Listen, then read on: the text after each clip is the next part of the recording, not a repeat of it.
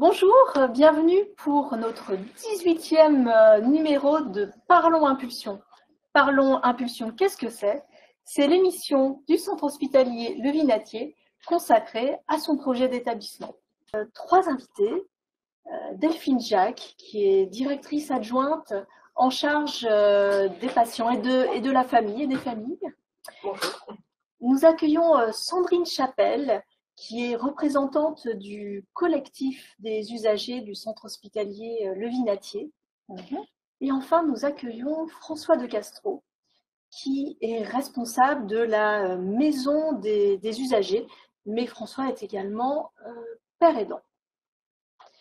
Alors, Delphine, est-ce que vous pourriez nous rappeler quelle est l'origine de ce collectif des usagers? Comment il a pris naissance chez nous? Bien sûr. Déjà, pourquoi un collectif? Parce que c'était une demande des personnes concernées elles-mêmes. L'idée du collectif, c'est de faire mieux émerger, faire valoir la parole des personnes concernées sur tous les sujets qui les concernent. Et d'où ça vient? En fait, c'est les personnes concernées qui en ont fait la demande dans le cadre du projet des usagers. Je rappelle qu'il y a un projet des usagers dans le projet d'établissement actuel, le projet Impulsion.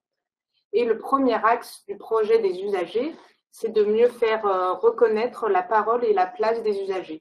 Et pour cela, il y avait différentes actions demandées et il y avait notamment la demande qu'il y ait un collectif des usagers qui soit créé. Un peu dans la même mouvance que ce qui est en train de se faire dans le cadre du collectif du PTSM, du projet territorial de santé mentale. C'est comme ça que le collectif des usagers du Vinatier est né en 2020. Merci. Alors, Sandrine et François, concrètement, c'est quoi ce collectif des usagers? Alors d'abord, c'est sûr que quand on dit collectif des usagers, c'est les personnes concernées avant tout. Les personnes concernées par la santé mentale, bien évidemment. Et le but du collectif, c'est vraiment de pouvoir améliorer le quotidien des patients et leur prise en charge, tant en intra qu'en extramuros. Et finalement, qu'est-ce qui fait ce collectif? Est-ce que vous pouvez nous donner des exemples concrets?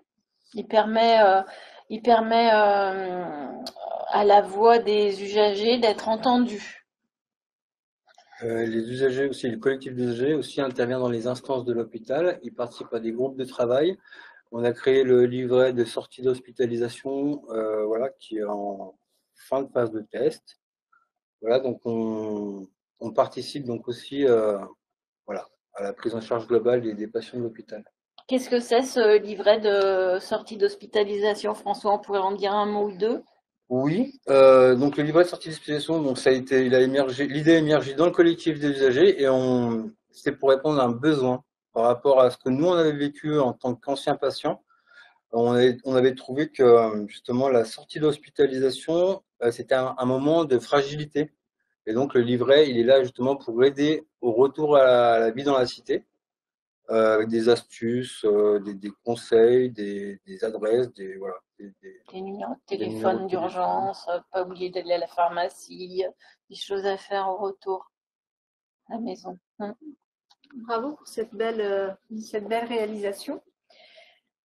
Comment il fonctionne ce collectif? Il se réunit régulièrement? Qui participe et finalement comment on peut intégrer ce collectif? Alors le collectif des EG se réunit une fois par mois, généralement le premier jeudi du mois de 16h30 à 18h, à la maison des EG, bâtiment 308. Donc on se réunit comme ça régulièrement et on discute, on propose des idées, voilà. Après, si je peux ajouter, il y a aussi des groupes de travail en dehors des réunions mensuelles qui sont mis en place en fonction des thèmes qui ont été priorisés par les personnes concernées elles-mêmes. Ils font leur propre priorité de leur sujet de préoccupation. Notamment, Delphine Jacques, en ce moment, on a le groupe prise de poids qui est très important pour nous, qui permet de mettre en action par rapport à certains acteurs afin d'élaborer un projet d'action, de voir ensemble, on rencontre différents acteurs, donc des diététiciens, des pharmaciens, des gens qui s'occupent de l'activité physique adaptée, donc sur le Vinatier ou autour. Et en fait, ces personnes-là nous donnent plein d'idées pour mener à bien un projet d'action pour essayer d'éviter la prise de poids avant même le début de l'hospitalisation, quasiment, ou en même temps, et pas se rendre compte de la prise de poids bien après, à la fin de l'hospitalisation, en fait. Et en dehors des groupes de travail, j'ajouterais qu'il y a aussi les sollicitations qu'on peut faire auprès du collectif, et notamment dans le cadre du projet d'établissement, vous participez aux différentes thématiques, on vous sollicite régulièrement pour participer au projet d'établissement ou à des groupes de travail institutionnels. Merci. Et alors, comment on rejoint ce collectif? Comment vous-même avez eu l'information? Comment avez-vous eu l'envie aussi de participer? Alors, pour rejoindre le collectif, on peut venir à l'une des réunions, hein, se présenter et participer sans obligation. Puis voilà, après, on peut aussi contacter les personnes qui sont en charge du collectif, s'inscrire et puis venir lors des réunions. Il y a une adresse mail du collectif qu'on pourra mettre dans les messages. Voilà. Pour toute personne intéressée, il ne faut pas qu'elle hésite. Elle peut passer aussi voir François à la maison des usagers, qui s'en fait le relais aussi. On a des personnes qui viennent des fois pour une réunion, qui repartent et qui reviennent. Enfin bon, voilà, il n'y a pas d'obligation. Et quelles ont été pour vous personnellement les motivations pour participer à ce collectif? Moi, en fait, c'était après des activités que je faisais à la ferme, donc le centre culturel du Vinatier. À la ferme, je faisais notamment du théâtre et j'ai entendu parler du collectif des usagers en discutant avec des participants à la ferme. Et ils m'ont dit oui, viens voir ce que c'est le collectif, qu'est-ce que c'est une réunion. Bon, je suis venue voir une fois, 2 fois, 3 fois, ça m'a interpellée, j'avais envie de mettre en branle, de mettre quelque chose en moi dans le collectif. Et donc j'ai dit bah oui, pourquoi pas m'investir un peu plus dans l'établissement, et ça a démarré comme ça en fait. C'est vrai que le fait de participer au collectif, c'est aussi valorisant pour la personne qui y participe, parce que son avis est entendu au même titre que les autres personnes.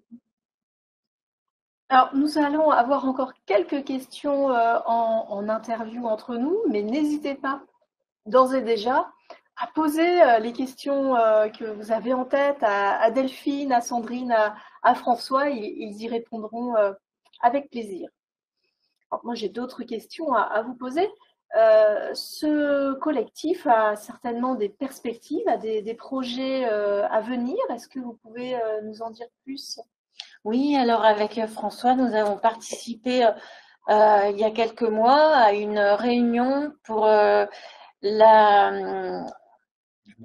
les urgences du Vinatier, pour la réhabilitation, l'amélioration de l'accueil des urgences. Et ça nous a beaucoup tenu à cœur avec François de participer à cette réunion. C'était très intéressant et très motivant. Et ça commence en ce moment, au mois de mai ou avril-mai? Ça va commencer à la fin du premier semestre. Alors, j'ai pas la date exacte. D'accord. Donc, ça nous avait beaucoup interpellés. Et donc, voilà, le collectif, ça nous a permis de participer à cette première réunion. Après, il y a aussi le fait qu'on essaie vraiment de faire agrandir le collectif, parce que les personnes qui en font partie actuellement, ils sont quand même pas mal sollicités. Donc, pour éviter l'épuisement de ceux qui y sont présents, on aimerait bien aussi recruter d'autres personnes qui puissent aussi participer au collectif et faire agrandir le collectif. Alors, avis à tous les volontaires, à toutes les personnes intéressées. Donc, on a compris que le plus simple, finalement, c'est d'aller voir François, finalement, à la maison des usagers, bâtiment 308 au rez-de-chaussée. Il vous délivrera toutes les informations nécessaires et nous vous transmettrons, dans le cadre du replay, les coordonnées mail du collectif des usagers. Delphine, est-ce que vous souhaitez également faire part des perspectives du collectif? Alors c'est vrai que François, il l'a dit, c'est la communication autour du fonctionnement du collectif, c'est quand même un de nos axes de travail majeurs, puisque notamment dans le cadre du projet d'établissement, c'est vrai que maintenant on les sollicite beaucoup, nos personnes concernées. On demande aussi à ce qu'ils soient 2 à chaque fois parce que c'est plus facilitant pour eux, donc forcément après on sollicite beaucoup les mêmes personnes. Donc c'est important qu'il y ait encore plus de personnes concernées, et c'est aussi plus ils seront nombreux, plus ça sera une forme de reconnaissance aussi de leur parole, enfin voilà, d'être plus nombreux. Donc ça c'est quand même un axe majeur, et puis qu'ils arrivent à participer, à donner leur avis sur tous les sujets qui les concernent, notamment dans le cadre du projet d'établissement.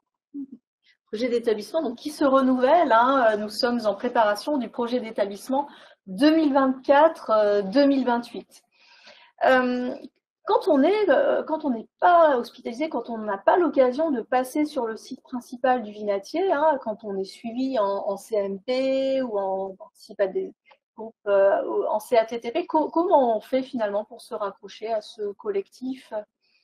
Je voulais dire qu'il y a beaucoup de personnes, il y a même assez peu de personnes qui sont hospitalisées, qui participent au collectif, hein. Les personnes hospitalisées peuvent venir, après elles retournent dans leur service après, mais la plupart des personnes qui viennent au collectif sont des personnes qui sont suivies en ambulatoire, c'est important de le dire.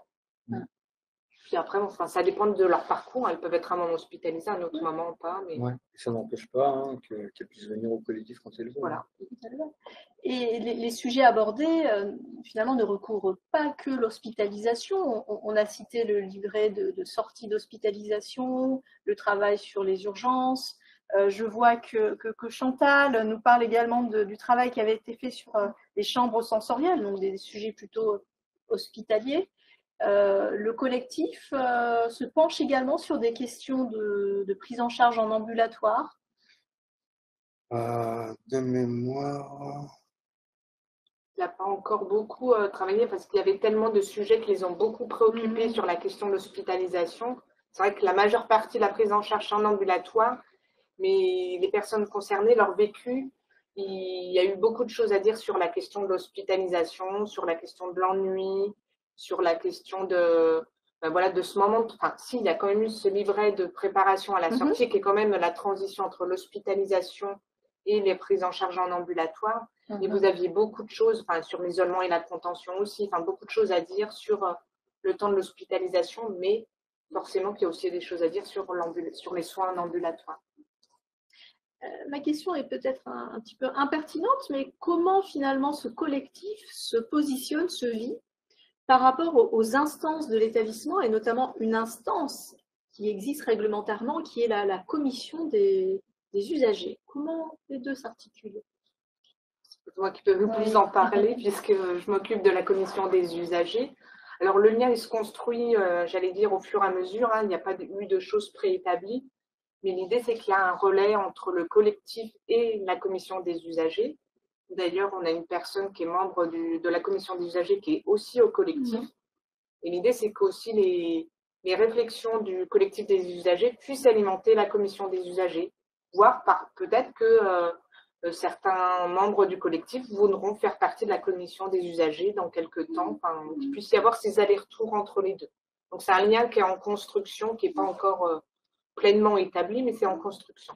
Il faut rappeler que la commission des usagers répond à une composition réglementaire, hein. Il y a un certain nombre de représentants, et certains d'ailleurs doivent faire partie d'associations agréées, alors que le collectif finalement a vocation à drainer beaucoup plus de personnes et n'a pas de conditions d'éligibilité particulières à part d'être une personne concernée finalement. Tout à fait.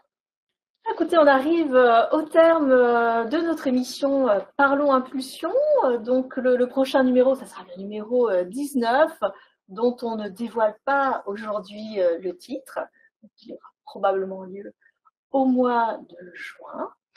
Et bien, nous vous souhaitons une très bonne après-midi et on se revoit bientôt. On remercie également nos 3 invités. Merci à vous. Merci.